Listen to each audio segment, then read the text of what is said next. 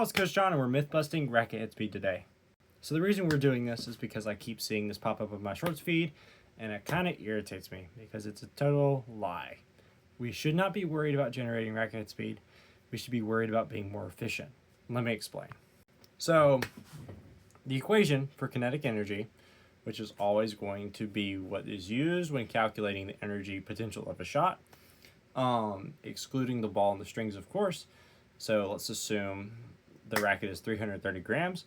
So the equation for kinetic energy is going to be 1/2 times mass velocity squared. So what this means, it is 1/2 times 330 grams times however fast the racket is moving squared. And only the speed of the racket is squared. So yes, it does matter a lot how fast the racket's actually moving.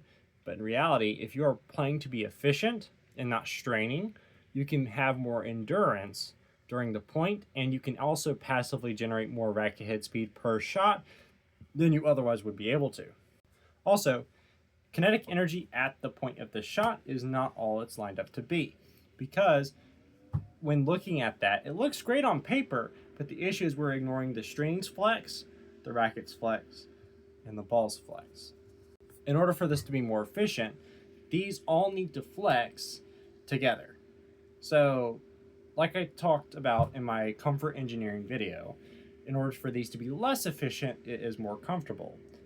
More efficient, more powerful, more spin potential, more control, more everything else. You're more connected to the ball. So in order to be more connected to the ball, we need to be whippy, relaxed, and allow these to flex the best they can on their own. If we try to force anything, what's going to happen is this is going to flex too much, and this is going to flex too much, and this is going to flex too much.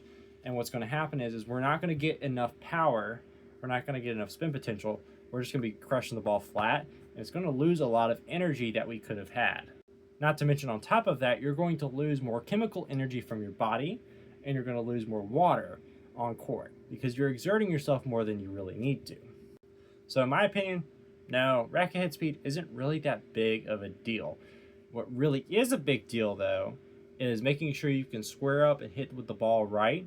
Keep your head on the ball and not your eyes, because that will keep you in the right spot, while at the same time staying relaxed and focused on swinging with your abdomen, not your arm. Cheers, and have a great day.